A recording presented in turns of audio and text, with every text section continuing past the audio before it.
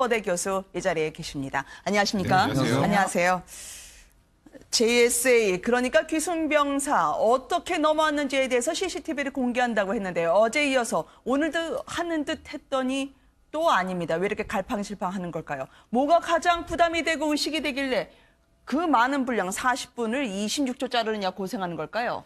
지금 이제 논란이 되는 것은 JSA에서 이제 북한군 귀순병사가 왔을 때 그러면 이 총을 어디서 맞았느냐 이 문제거든요. 네. 과연 그 추격병들이 총을 과연 우리 쪽으로 향해서 쐈느냐. 즉 지금 이국정 교수가 이제 그 집도한 바에 따르면 귀순병이 쓰러졌을 때 뒤에서 총을 쐈다는 게 이제 의학적으로 증명이 됐지 않습니까? 네. 그렇다면 북한군들이 MDL을 넘어서 사격을 했느냐 여부. 그리고 또 문제는 뭐냐면 북한군이 MDL을 과연 넘었느냐. 즉 군사분계선을 우리 쪽으로 넘어왔느냐라는 문제. 그리고 또 제일 중요한 것은 과연 이 상황에서 유엔사군, 즉 어떤 면에서 보면 우리 군이죠. 네. 우리 군이 어떤 조치를 했느냐는 문제입니다. 사실 초기에 한 15분 뒤에 이제 우리가 이제 그 조치를 했거든요. 네. 아니, 그렇다면 그 15분 동안 왜 몰랐는지, 그리고 또 어떻게 이제 이 귀순병사를 나중에 이제 운송을 했는 것인지, 이런 등등에 대한 여러 가지 지금 비밀을 풀어줄 게 바로 이제 이 CCTV의 녹취록에 들어 있는 것인데, 네. 군이 지금 석연치 않은 이유로 계속 지금 공개를 늦추고 있어요. 나중에 뭐 최종적인 결과가 나올 때 공개하겠다고 하는데, 일단 국민들의 좀 의혹은 여러 가지 좀 아직도 풀리지 않는 것 같습니다. 정전협정의 분명한 위반으로 보이는 혹시 증거가 되지 않을까 하는 게 두 가지가 있었습니다. 하나는 우리 남쪽 나무에 박혔다는 총알이고요. 이게 아마 병사의 몸에서 저희가 얻을 수 있었던 탄환과 비교하는 작업을 지금 벌이고 있는 것으로 전해지고 있습니다. 또 하나는 귀순병이 총알을 맞았을 때 말이죠. 이게 45도 각도 자세히 한번 투사를 해보니까 뒤에서 남한까지 쫓아와서 쏘지 않고서는 안 될 각도라고 하더라고요. 지금 일단 북 추격조 중에 한 명이 대략 3, 4m 정도를 넘어왔다가 다시 갔다라는 이제 군 소식통의 얘기도 있고요. 네. 말씀하셨던 것처럼 이제 이국종 교수가 밝힌 바대로 귀순병사가 쓰러져 있는 상황에서 저게 이제 남측에 쓰러져 있는 상황 아니었겠습니까? 근데 저 상황에서도 사격을 해서 남측을 향해서 이제 총을 쐈다라는 부분이 있고 지금 네. 말씀하셨던 것처럼 군사분계선 한 2, 30m 정도 이남에 있는 그 나무에서 또 북한군 총알이 발견이 됐고요. 네. 그 무엇보다도 AK 소총 자체를 저 곳에서는 휴대하는 것 자체가 금지되어 있습니다. 원래 저기서는 권총만 휴대가 가능한데 네. 저 중화기를 가지고 이제 남측을 향해서 총을 발사했다는 그 사실만으로도 정전협정 위반이기 때문에 이에 대해서는 이제 북한 측에 이제 엄중한 항의를 해야 될 거고요. 저에 관련된 내용들 진상 같은 것을 좀 명확하게 규명을 해서 항의를 하더라도 정확하게 해야 되지 않겠습니까? 네. 다만 저도 좀 아쉬운 게 그 CCTV 26초 정도 분량 내용을 공개를 하면 오해 소지가 있어서 나중에 정리해서 다 조사한 이후에 다시 국민들에게 밝힌다고 하는데 그런 반응, 그런 대응 자체가 어찌 보면 국민들로부터 좀 더 의구심을 받을 수밖에 없는 상황 아닌가 개인적으로 생각됩니다. 무엇이 두렵길래 물론 대통령까지 이렇게 이야기를 했는데 평창을 앞두고 항의 수위를 고심하는 건 아닐 걸로 생각하고 싶습니다. 귀순병사에 대해서는 맥박이 돌아왔고요. 교수님 이제는 의식 회복은 하고 있지 않지만 점점 희망을 가져도 될지 모르겠어요. 귀순병사의 신분과 관련해서는 여전히 무명남이긴 합니다만 특별히 뭘 가지고 온 건 없다네요. 그렇죠. 지금 이제 4명의 추격조를 따돌리고 일단은 이제 남쪽으로 넘어왔고요. 이제 일단 아직은 의식을 완벽하게 되찾은 상태가 아니기 때문에 적어도 조금 더 지나봐야 알겠다고 하지만 우리가 의학적으로 왜 병원에 가면 중환자실에 이 사람의 상태가 어떤지를 알려주는 여러 가지 그 지표들을 알려주는 뭐 삐삐삐 소리 나는 기계들이 있잖아요. 네. 그걸 전반적으로 통제를 해보면 거기 이제 바이탈 사인, 이 사람이 활력이 정상 수준으로 왔는가 아닌가를 알 수 있는데 네. 적어도 이 바이탈 사인이 정상 수준으로 계속 끌어올라오는 거 보면 앞으로 조금 더 좋아질 것 같은 기미가 보이긴 하는데요. 네. 일단 알려진 바로는 이 지금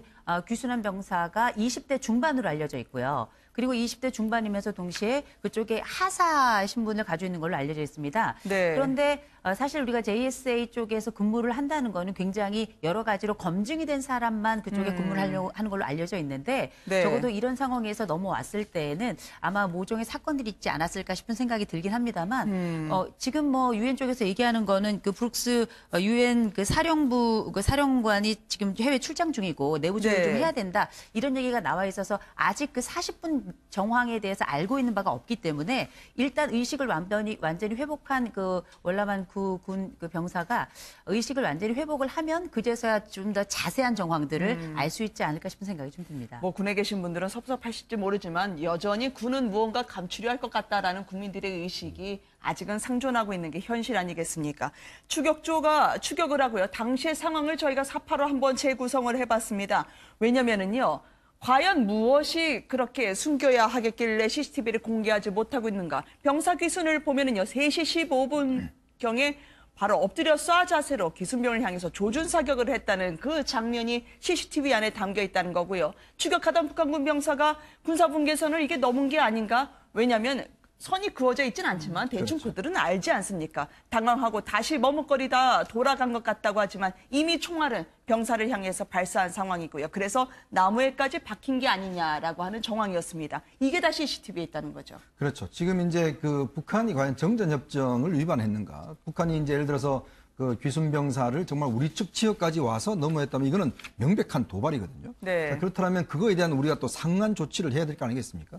지금 보면은 그 CCTV 영상라면 일단 북한은 명백하게 우리 쪽을 침범한 사실이 있는 것이고, 자, 그리고 지금 추적하는 과정 속에서 한 40발 정도가 총알이 쐈지 않습니까? 그렇죠. 자, 그러면 그걸 분명히 우리도 들었을 것이고, 지금 우리 군 설명은 CCTV를 통해서 계속 지켜보고 있었다. 네. 이렇게 이야기를 하는데, 문제는 이 부분에 좀 석연치 않은 부분이 있어요. 만약 지켜봤다라면 이 병사가 어디에 있었는지를 분명히 알 거 아니겠습니까? 쓰러지는 것을.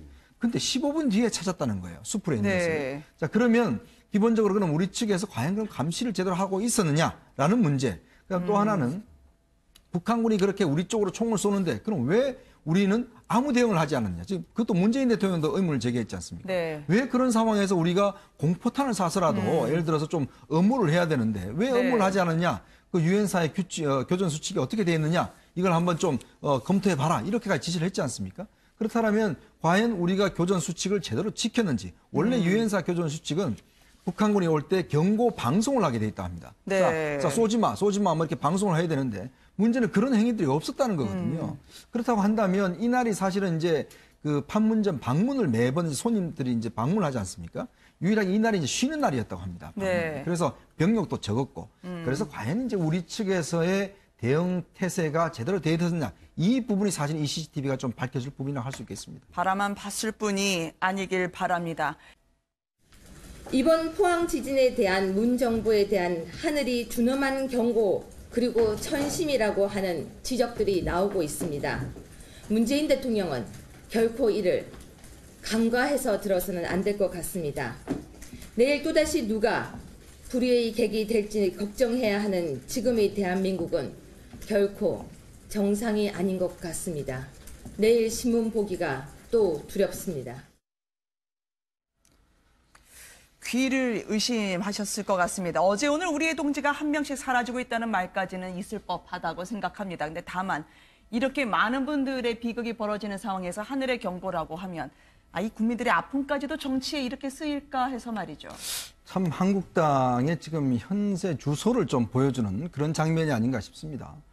지금 최고위원이라는 분이 지금 이 지진 자체가 문재인 정부에 대한 하늘의 경고다라고 이야기를 하고 있지 않습니까?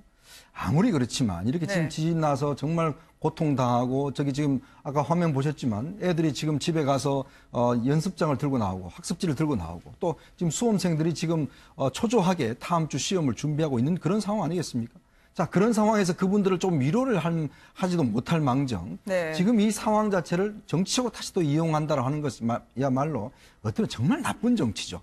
그 어떤 재난이나 이런 상황들을 정치에 끌어들여서 또 정쟁의 요소로 삼는다는 것은 국민들이 봤을 때는 도대체 지금 저 당이 무슨 생각을 하고 있는지, 저 최고위원이 도대체 무슨 생각을 하고 있는지 네. 그런 부분에 대해서 정말 정치에 대한 또 한 번의 회의를 느끼게 하는 그런 장면이 아닌가 싶습니다. 저번에도 아마 발언할 때 홍준표 대표가 너무 오버하지 마라고 이야기를 한 것 같은데 네. 홍 대표가 좀 따끔하게 이야기를 좀 해주셨으면 합니다. 네.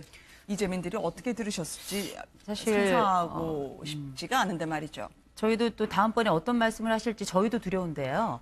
사실 우리가 이 지금 상황은 어쩌면 이렇게 말을 정치로 엮어서 여론을 움직이려고 하는 것보다는 차라리 이 시간에 내려가셔서 어떻게 민심이 어려움을 고통받고 있는지 그리고 그 자리가 어떤 도움이 어떻게 필요한지에 대한 절실한 그 형편을 좀 살펴볼 때가 아닌가 싶습니다. 네. 지금은 우리가 물론 정치가 말의 정치이고 정당의 정치를 하고 있긴 하지만 지금은 돌봄의 정치가 필요하고 그리고 나가서 발로 뛰는 정치가 필요한 때가 바로 지금이 아닌가 싶고요.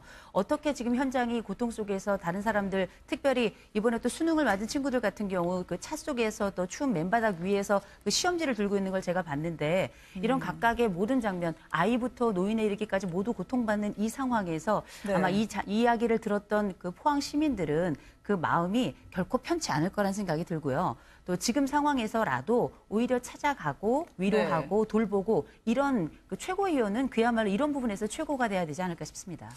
그래도 본인은 누리꾼들이 일부 비판하거나 지적을 했던 모양입니다. 그랬는데 거기에 웃으시면서 반사라고 하면서요. 오히려 그 공세를 역으로 되돌렸는데요. 이걸 어떻게 봐야 될까요, 변호사님? 그러니까 류해 최고위원은 그냥 이것도 역시 약간 반장난식으로 히읗 반사, 그러니까 뭔가 비난하는 목소리에, 그러니까 정말 나는 이런 거에 흔들리지 않는다는 걸 보여주려고 하시는지 모르겠습니다만, 저도 뭐 개인적으로 제가 자유한국당이건 민주당이건 그런 당의 문제가 아니라 지금 현재 정치권에서는 이게 포항에서도 저번 경주지진보다 피해가 훨씬 큽니다. 그렇죠. 그러니까 진도 그 규모는 작을지 모르겠지만 피해가 훨씬 크다면 현장의 피해 현황이 어느 정도 되는지, 그럼 이 피해 현황 제가 아까 말씀드렸던 것처럼 자동차도 지금 해결이 안 되고 집이 무너져도 보상이 안 되고 정말 갈 곳 없게 나앉아야 될 그런 많은 시민들이 있는 상황에서 초당적 협력을 통해서 어떻게 이 재난을 돌파해 나갈까에 대한 그런 메시지를 내놓고 차라리 이번에 포항 지진에 관련해서 정부 대응이 미흡하다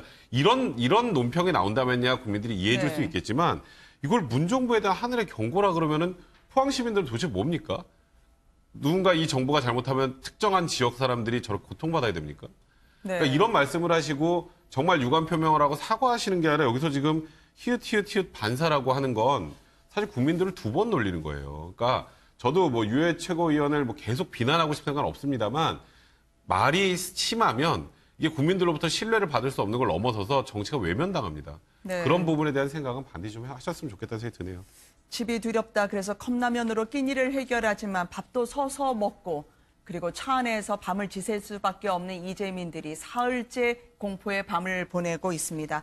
문재인 대통령도 조만간 방문할 것으로 예상은 됩니다만 아직 가능하기는 어렵습니다. 허대 교수 이 자리에 계십니다. 안녕하십니까? 네, 안녕하세요. 안녕하세요.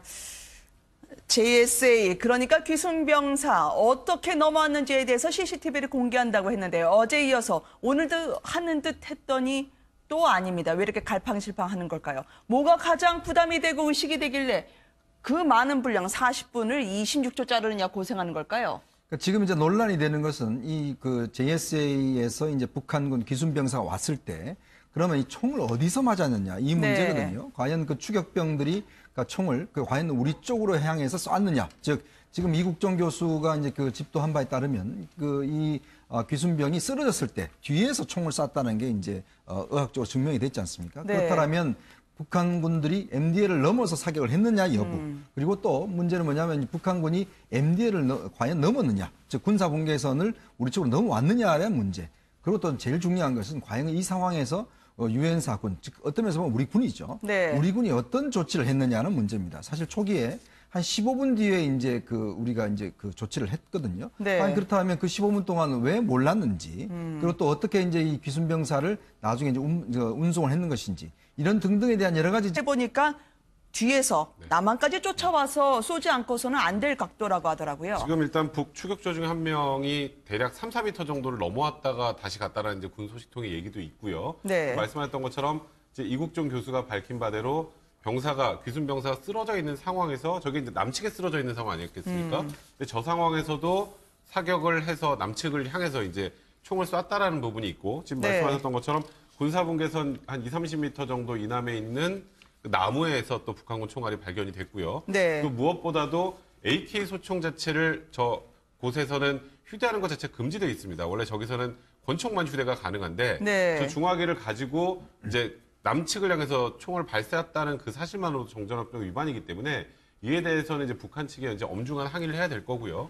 저에 관련된 내용들 진상 같은 것을 좀 명확하게 규명을 해서 항의를 하더라도 정확하게 해야 되지 않겠습니까? 네. 다만 저도 좀 아쉬운 게 그 CCTV 26초 정도 분량 내용을 공개를 하면 오해의 소지가 있어서 나중에 정리해서 다 조사한 이후에 다시 국민들에게 밝힌다고 하는데 그런 반응, 그런 대응 자체가 어찌 보면 국민들로부터 좀 더 의구심을 받을 수밖에 없는 상황 아닌가 뭐 개인적으로 생각됩니다. 지금 비밀을 풀어줄 게 바로 이제 이 CCTV의 녹취록에 들어 있는 것인데 네. 군이 지금 석연치 않은 이유로 계속 지금 공개를 늦추고 있어요. 나중에 뭐 최종적인 결과가 나올 때 공개하겠다고 하는데 일단 국민들의 좀 의혹은 여러 가지 좀 아직도 풀리지 않는 것 같습니다.